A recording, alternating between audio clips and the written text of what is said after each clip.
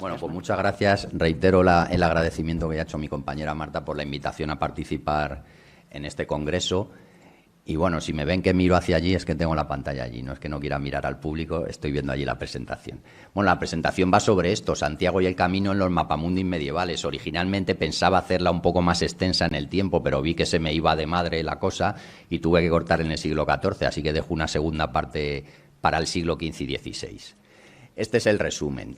En principio vamos a ver una introducción histórica, digamos, sobre la cual veremos que hay dos tradiciones en el relato de Santiago, del Camino de Santiago, que son la predicación en España y luego el traslado y el descubrimiento de su cuerpo.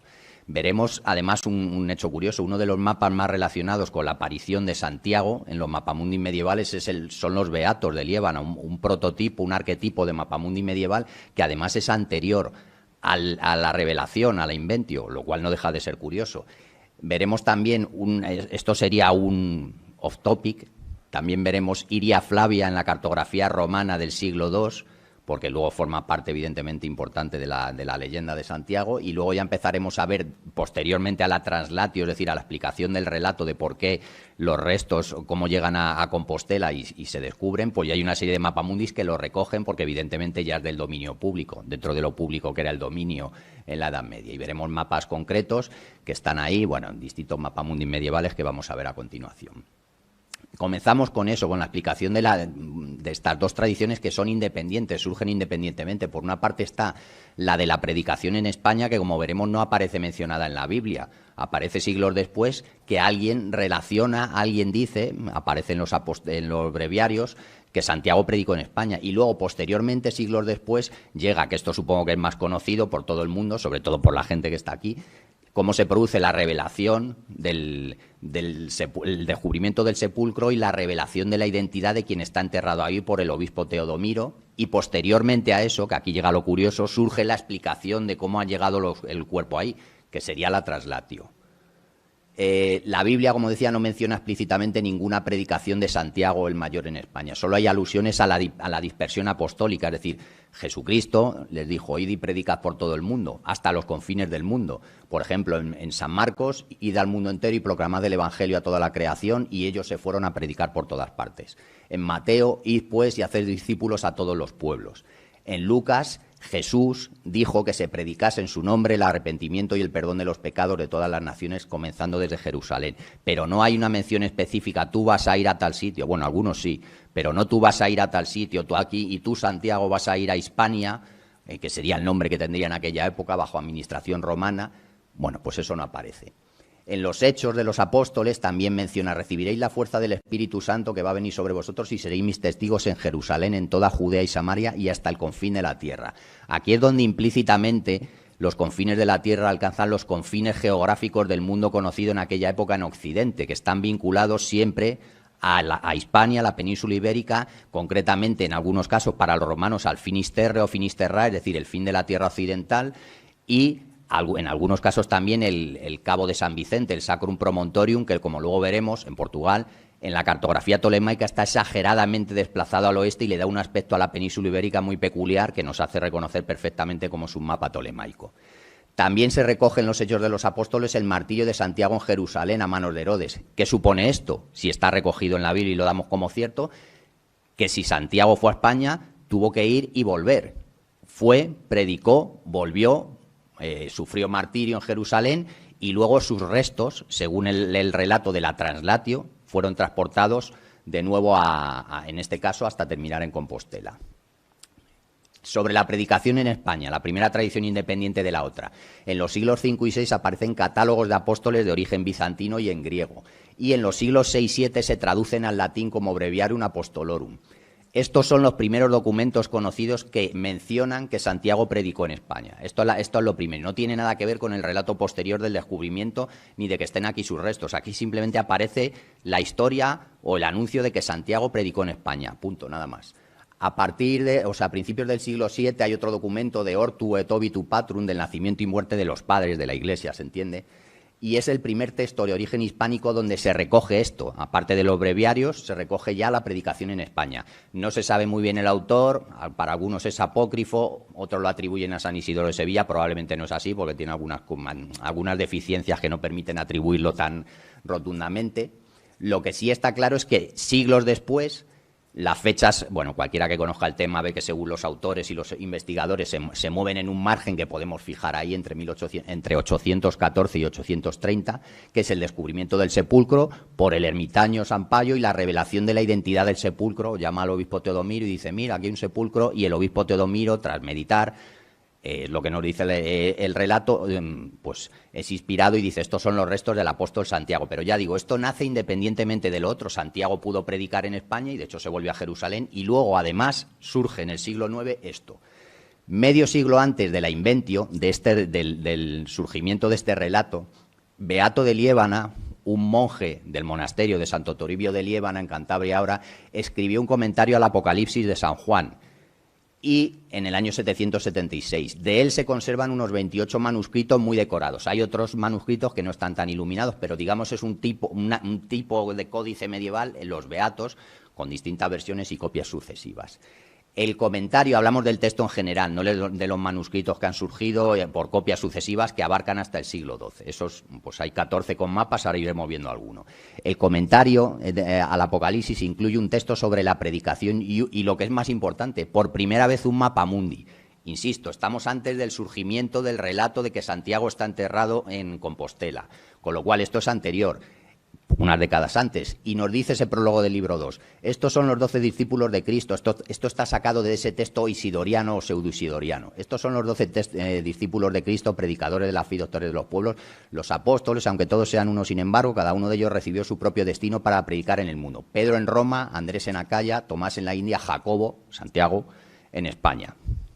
Bueno, el texto original dice Hispania, y esto es una imagen de uno de los beatos que se conservan, en este caso el beato de Fernando I y doña Sancha, del cual tenemos un facsímil en edición perfecta, de estos que valen muy caro, no voy a decir cuánto, porque evidentemente el beato de Fernando y Sancha está en la Biblioteca Nacional de España y lo tienen ellos y no nos lo dejan, como tampoco haríamos al revés. Entonces adquirimos, como ha dicho Marta, facsímiles, y de hecho tenemos una colección de facsímiles de todos los beatos que contienen mapamundi, que están los mapamundis disponibles a disposición de todos, porque son, bueno, y no me voy a enrollar en esto, pero la normativa sobre derechos dice que las imágenes de una obra en dominio público, desde hace bien poco, pasan al dominio público inmediatamente. Las meras fotografías, y más mera fotografía que un facsímil, que pretende ser copia idéntica, con deterioros, con todo, con arrugas, pues no hay.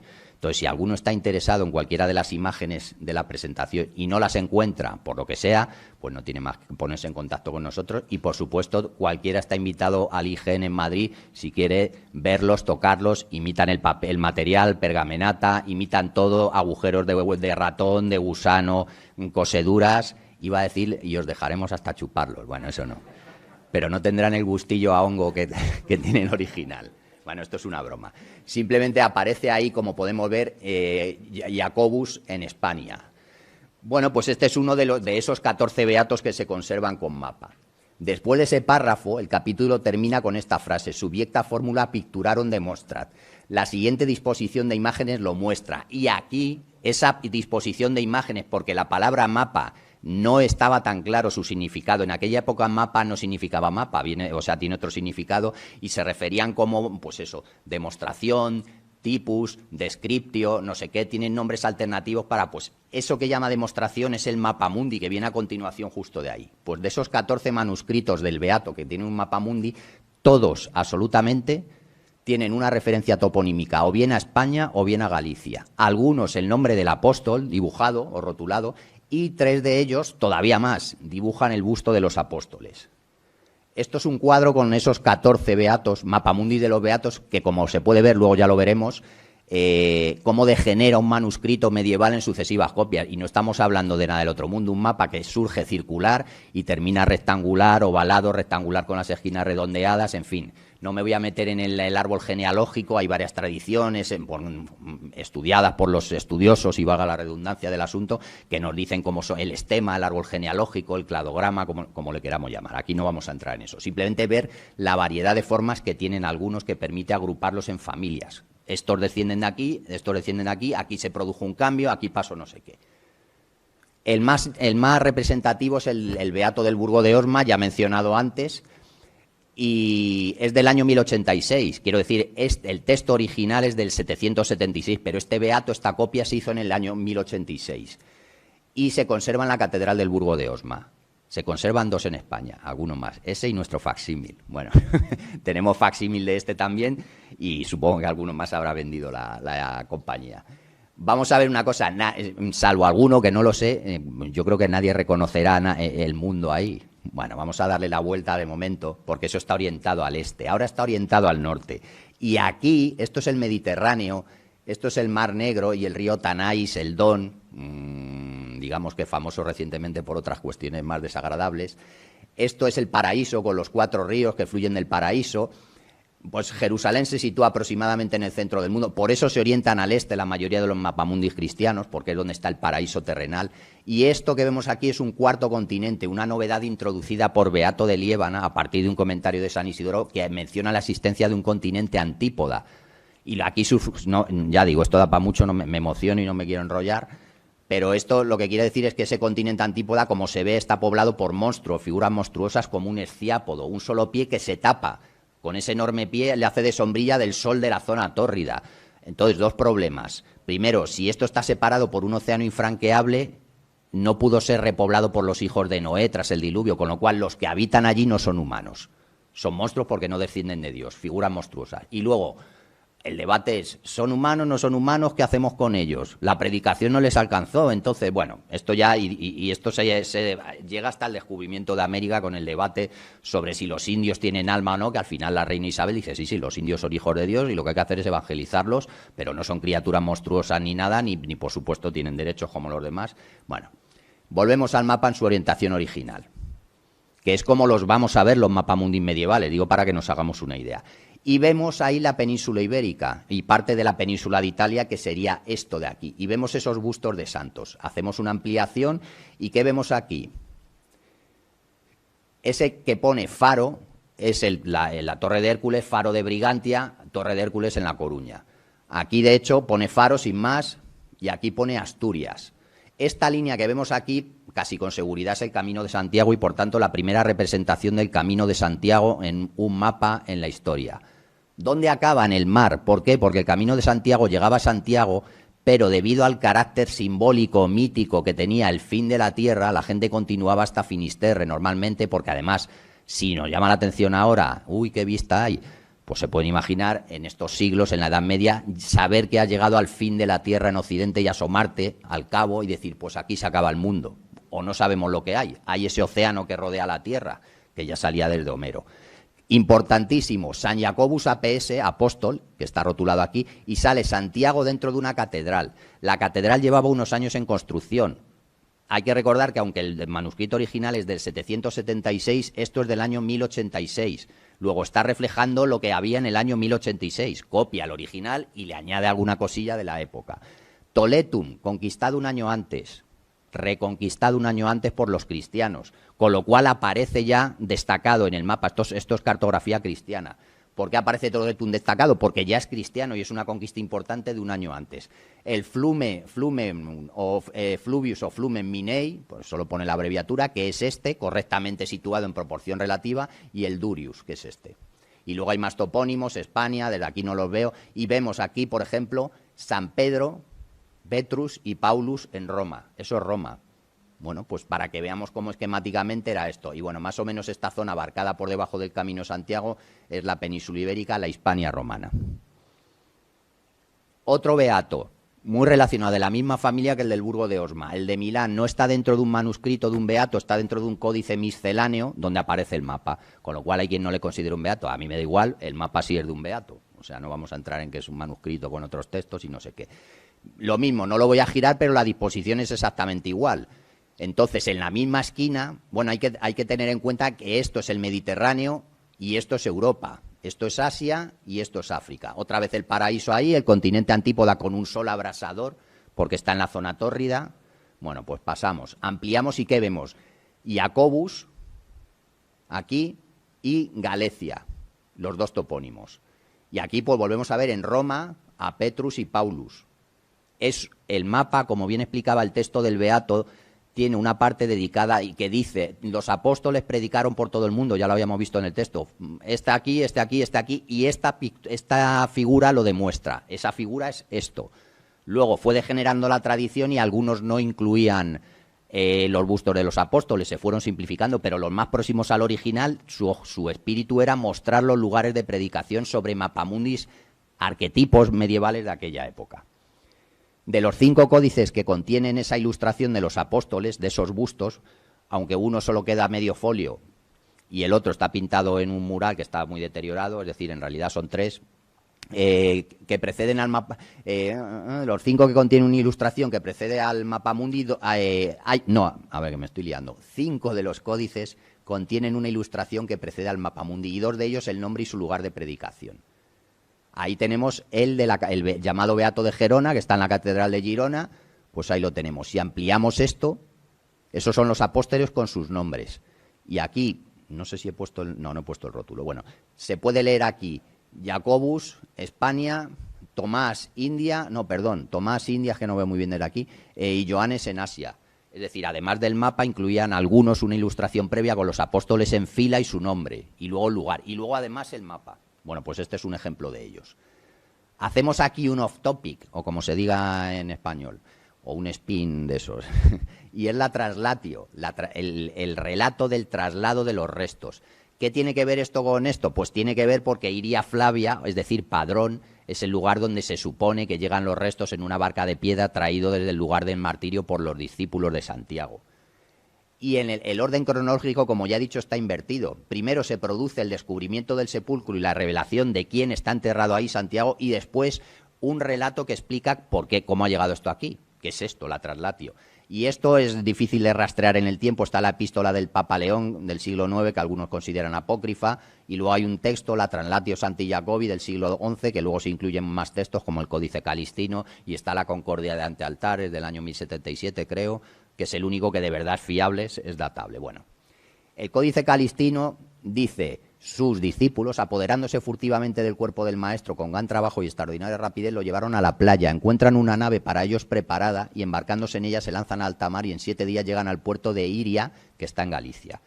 Poco más adelante, porque el Códice Calistino es un copia-pega o cortapega de muchos textos, vuelve a insistir y dice: con gran alegría suben a ella llevando al discípulo de nuestro Redentor, e hinchadas las velas, algunos dicen que la barca era de piedra, algunos relatos, por los vientos favorables, navegando con gran tranquilidad sobre las olas del mar, llegaron al puerto de Iria, nombre que ya utilizaban los romanos, aunque es anterior. Iria, es decir, el actual Padrón, o cercano al actual Padrón, adquirió la categoría de municipium romano, la categoría de municipio, en el año 74 según la mayoría, y recibió el apellido de Iria Flavia por quien le otorgó esa categoría, la dinastía Flavia, es decir, el emperador Vespasiano. En el siglo II, en torno al año 150, Claudio Ptolomeo, el más importante cartógrafo, geógrafo de la historia y el que escribió la obra más influyente, su manual de geografía traducido en griego, traducido al latín, si queremos, como solo geografía, en torno al año 150, escribe un tratado geográfico. Bueno, Ptolomeo trabaja en Alejandría, es de cultura griega, helenística si queremos. No se llama Ptolomeo porque, como pensaban en la Edad Media, fuera descendiente de los Ptolomeos, descendiente de Alejandro Magno, sino porque seguramente su patrón era un romano llamado Claudio y pues de nombre Ptolomeo porque nació en Ptolemaida, una ciudad llamada Ptolemaida. O sea, era griego de cultura, escribía en griego, romano administrativamente y egipcio porque estaba en Alejandría. Escribió ese tratado, la geografía, que sobre esto hice una ponencia hace años en un congreso de la CEN. Escribió lo que se considera el primer nomenclátor geográfico de la historia. Su tratado es una lista, un tratado sobre cuestiones geográficas, geodésicas, el tamaño de la Tierra, los círculos principales, meridianos, paralelos, tal, y además un nomenclátor, una lista de 8.000 topónimos con coordenadas longitud y latitud. Contiene un mapa mundi con 26 mapas regionales y para Hispania recoge 500 topónimos con coordenadas. Divide en pueblos, en tribus, digamos, y a los caporos les asigna Iria Flavia y Lucus Augusti, o sea, Lugo. Estamos hablando del año 150. Las copias más antiguas de la geografía de Ptolomeo que se conservan son bizantinas, están en griego. También tenemos un facsímil de uno de ellos, del año 1300, pero el gran salto se produce cuando a principios del 15 se traduce al latín en Florencia y es cuando se expande y se dan cuenta que lo que ha hecho Ptolomeo en el año 150 es mucho mejor que, por ejemplo, lo que hacía Beato de Liébana muchos siglos después. Entonces se adopta como doctrina oficial porque esto sí es cartografía científica. No me enrollo más. Una de las páginas de uno de los códices 50 aproximadamente que se conservan en latín, manuscritos, 5 en España, y este es de la Biblioteca Nacional de Francia. Es el nomenclátor de la parte de la provincia tarraconense de Hispania. Hay varias páginas. Bueno, pues este es de en torno a 1466. Ahí vemos que aparece en tinta roja los pueblos Cepororum, errores de transcripción, los Caporos, Iria Flavia con estas coordenadas longitud y latitud y Lucus Augusti con estas coordenadas longitud y latitud. Esto en el año 150. Por eso Ptolomeo es el padre, evidentemente no se lo inventó él, lo copiaría de alguien, no creo que como a Newton se le ocurriera, porque hay quien dice que tiene otros predecesores, pero que nos haya llegado es el padre de la cartografía científica, es decir, hacer un mapa con coordenadas de los lugares referidas a un sistema global, longitud y latitud, con meridianos y paralelos, con una proyección cartográfica, esto en el siglo II. Hemos visto lo que pasaba en la Edad Media, se vino todo abajo y catapum, círculos con un monstruo aquí, un no sé qué, el mapa orientado al este, bueno, pues por eso en el Renacimiento les gustaba más Ptolomeo que los mapamundi medievales. Mapa de Hispania tolemaico del mismo códice, Sacrum Promontorium, suelen decir, falta Portugal, no falta Portugal, es que Ptolomeo exageró claramente, o de donde lo sacara, las coordenadas occidentales del Sacrum Promontorium del Cabo San Vicente, porque para él era el lugar extremo, en aquella época era el lugar extremo de Occidente. Y aquí ampliamos esa zona y nos encontramos Iria Flavia, el pueblo de los Caporos, separado por estas líneas punteadas, y Lucus Augusti. Ya digo, esto es una especie de mención aparte sobre Iria Flavia y su relación con la cartografía, que va un poco fuera de la presentación. Después de la traslatio empieza a aparecer ya, que es lo que vamos a ver, la parte central de la exposición, Santiago y el camino en los mapamundis medievales. Se produce un retroceso importante en la Edad Media, ya lo hemos visto, se pasa de lo que hacían los griegos al desastre aquel de estos mapamundis, que tiene disculpa porque no tenían propósito geográfico. Eran descripciones desde el punto de vista religioso para ilustrar normalmente la Biblia. No tenía el propósito de que nadie midiera nada. Era, ves el mundo esquemáticamente y imaginaoslo, mira, pues por aquí predicaron los apóstoles, por ejemplo. Son esquemáticos poco rigurosos, de inspiración profundamente cristiana, y lo geográfico queda en segundo plano frente a lo espiritual. El centro del mundo es Jerusalén en esos mapas. Y luego suelen ser circulares, tripartitos en los 3 continentes clásicos de la época, Asia, Europa y África, y centrados en Jerusalén, y suelen estar, como hemos visto, orientados al este, aunque algunos están orientados al sur. Lo que no está ninguno es orientado al norte, como actualmente, como sí hacía Ptolomeo y hacemos actualmente.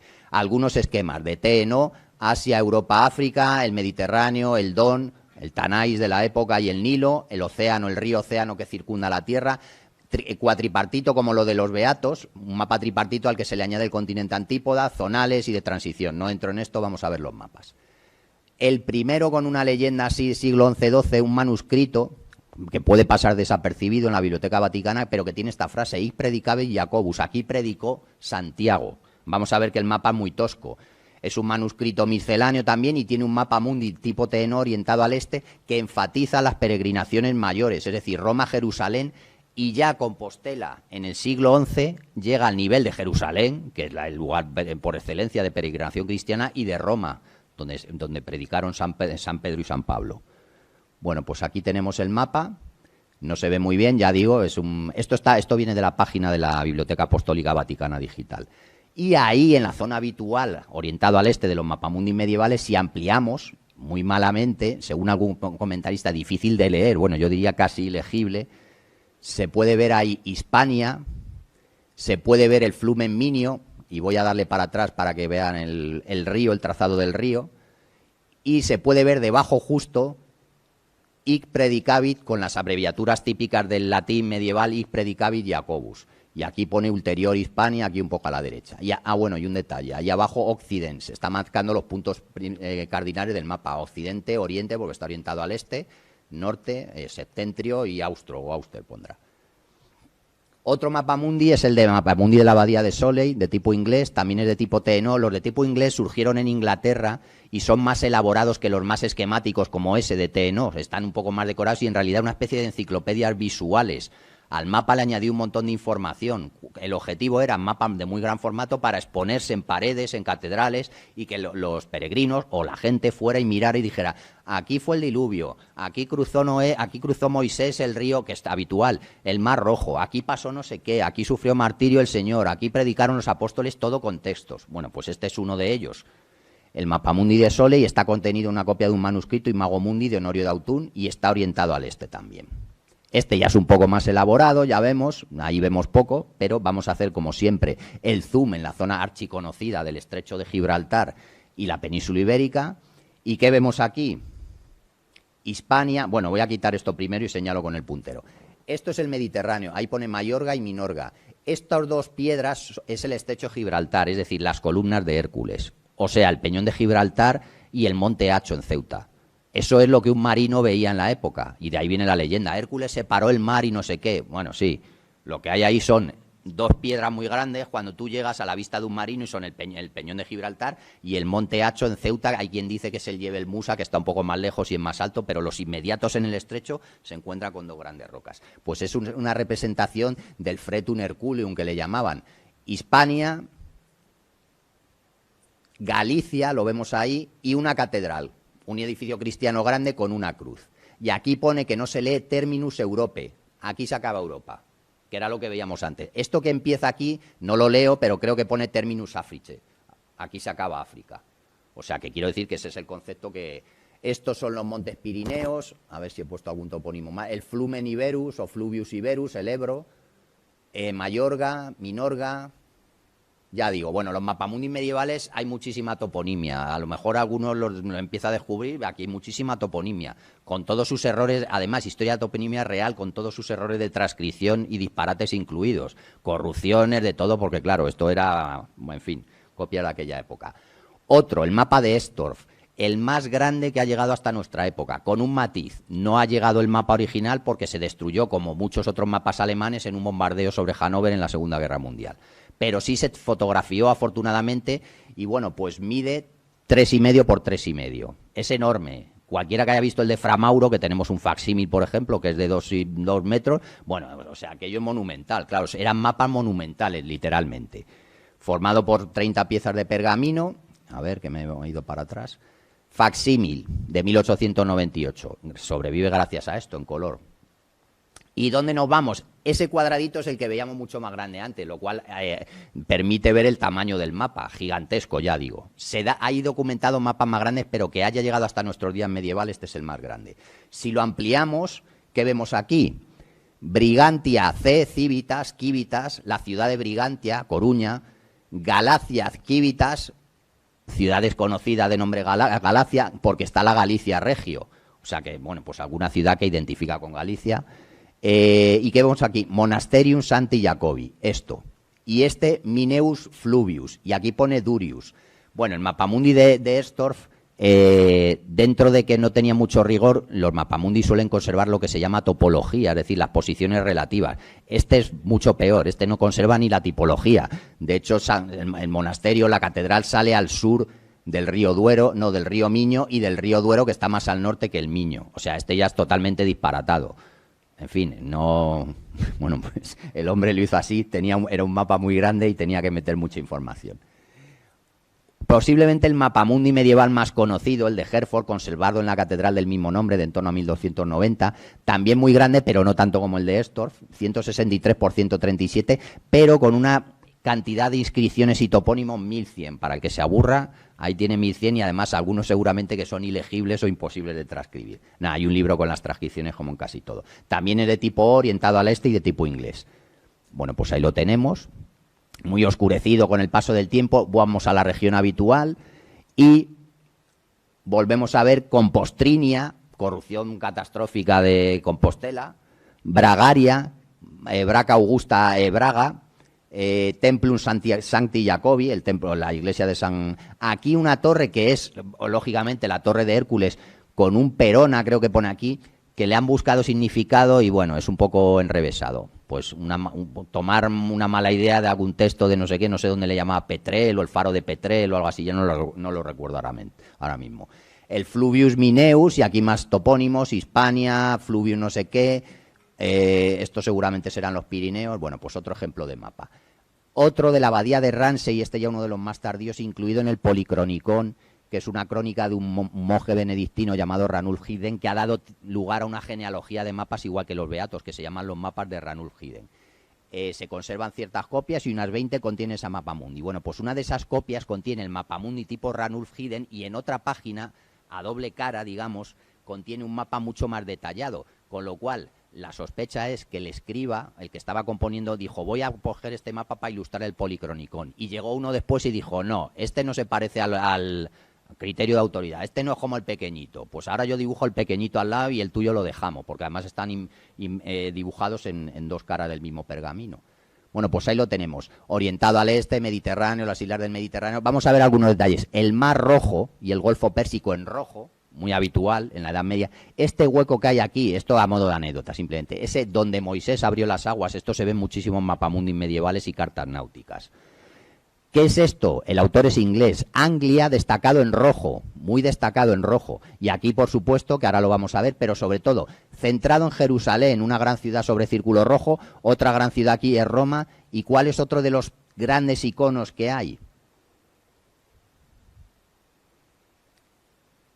San Jacobi. Y una catedral con 3 torres, una cruz y un texto, Hispania, y esto sí que no hay quien se entere lo que pone aquí, sacado del famoso Policronicón. Es un mapa que ilustra el texto. ¿Qué es esto de aquí? Aquí creo que pone Insule Balearide Major et Minor. Bueno, de traducción evidente.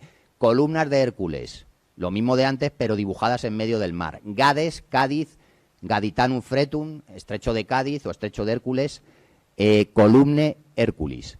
Bueno, pues eso. Vemos que aparece con fondo rojo la Catedral de Santiago, estamos en 1350, junto a Jerusalén, es la única que aparece simbolizada con la misma relevancia. Esto nos da una idea de cómo se plasmaba. Y vamos, bueno, los rótulos. Estamos.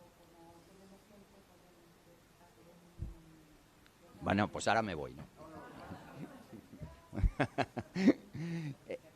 Vale, gracias. Sospechaba que me estaba pasando, pero sabía también que no había sesión ahora, o sea que tiene su truco. Bueno, pues entonces ya con un poco más de fuelle vamos a ver el último mapa, que es el mapa de Al-Idrisi. Volvemos un poco atrás en el tiempo de alguno que hemos visto, que es de 1154. Al-Idrisi nació en Ceuta, musulmán de cultura árabe islámica, y es un cartógrafo considerado islámico. Se educó en Córdoba, viajó por el mundo y el rey Roger II de Sicilia, que era normando, le llamó para hacer un tratado geográfico de todo el mundo conocido. Bueno, pues Idrisi lo hizo, recogiendo información de muchos sitios, y escribió lo que se llama el libro de Roger, o de Roger, o de Rouget, o como cada uno lo quiera pronunciar, en 1154. Y ese libro contiene un mapamundi circular de tipo medieval islámico, que vamos a ver, he puesto un ejemplo para que se vean también cómo eran los islámicos, y contiene mapas parciales porque de inspiración claramente tolemaica, es decir, tuvo la geografía Ptolomeo a su alcance con total seguridad, describe mapitas parciales 70, divide en 7 climas o franjas de latitud, como Ptolomeo y como los griegos. Hago una mención, si tengo tiempo, lo digo, pero es una curiosidad de taberna, que es lo que mejor se puede sacar de aquí para luego charlar y hacerse el listo por ahí.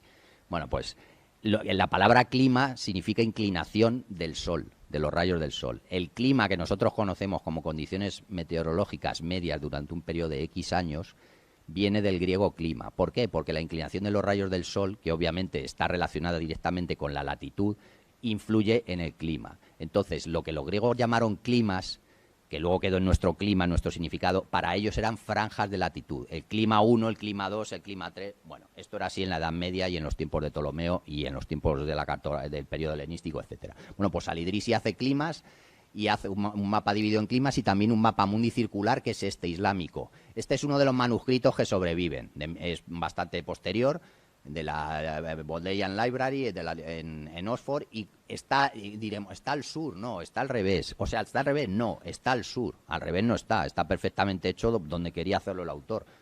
Reconocemos muy tolemaica esta zona porque se puede reconocer ahí la península, Italia, Grecia, el Mediterráneo, el Mar Rojo, el Golfo Pérsico, el Índico, así un poco raro, en fin.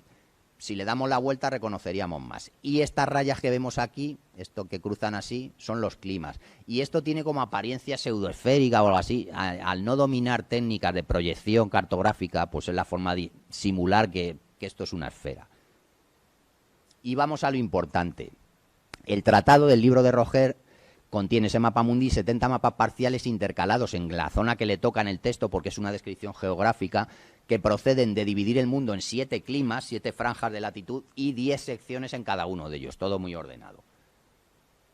Y nos sale esto si lo componemos. No existe este mapa resultaría de componer todas esas que están distribuidos en los diversos manuscritos.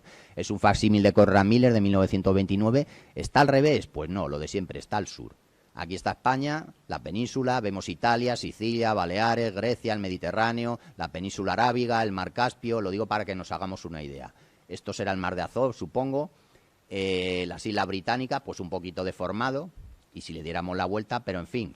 Aquí está en la sección primera del clima quinto, que es la que nos toca. Y además en el texto, menciona varias veces Santiago, dice, en esta insigne iglesia, San Jacob, le llama él, a donde concurren los viajeros y se dirigen los peregrinos desde todos los ángulos de la cristiandad, no cede en tamaño más que a la de Jerusalén y rivaliza con el templo de la resurrección, el del Santo Sepulcro. Esto, y aquí es donde quiero llamar la atención, lo dice un musulmán, en la época en la que está empezando la tradición o la extensión de la tradición jacobea. Esto da una muestra de cómo se había popularizado, extendido el relato, incluso entre gente de otra religión, porque, bueno, un musulmán podía decir, yo qué sé, pues a mí Santiago, donde predicó y quién era, bueno, pues aquí está, en su descripción del mundo. Y ahí tenemos una ampliación y vemos San Jacob, esto es una transcripción, evidentemente está en árabe, en el facsímil de Conrad Miller está transcrito, a veces regular.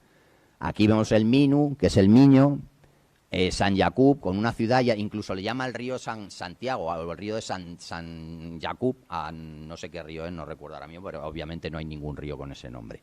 Y luego además aquí vemos cosas curiosas. Vemos, a ver si lo veo bien, Bomblona o Bombluna, no sé qué pone aquí, que es Pamplona, Logroño, Astorga y León está por ahí también, me parece. Es decir, y aquí aparece Santander, que es Santander. Están representadas ciudades del Camino de Santiago prominentes, importantes. Ya digo, todas estas imágenes están disponibles. Aquí lo que está diciendo es que en la provincia o en la región de Al-Ándalus, esta provincia se llama Galicia. Para ellos, Al-Ándalus era toda la península y dentro de ella estaba Galicia. Para los griegos, Iberia, para los romanos, Hispania, para los musulmanes, Al-Ándalus. Y concretamente esta es la Galicia de Al-Ándalus. Bueno, pues aquí aparecen también, ya digo, ciudades muy relacionadas con el Camino de Santiago. Y con este terminamos. Con estas conclusiones, o las que cada uno quiera. La cartografía es un reflejo de la historia perfecto, porque es que además tiene dibujos. Y aparte del texto es cómo veía el que hizo el códice en esa época el mundo de su época. La predicación de Santiago en España aparece incluso antes de la invention, cartografía. Ya hemos visto que el relato sobre la predicación de Santiago y aparece incluso antes de que aparezca ese relato de que los restos están en España, es decir, ya hay un mapa o una serie de mapas, una familia que dice, Santiago predicó aquí, de su muerte y su sepulcro no dice nada.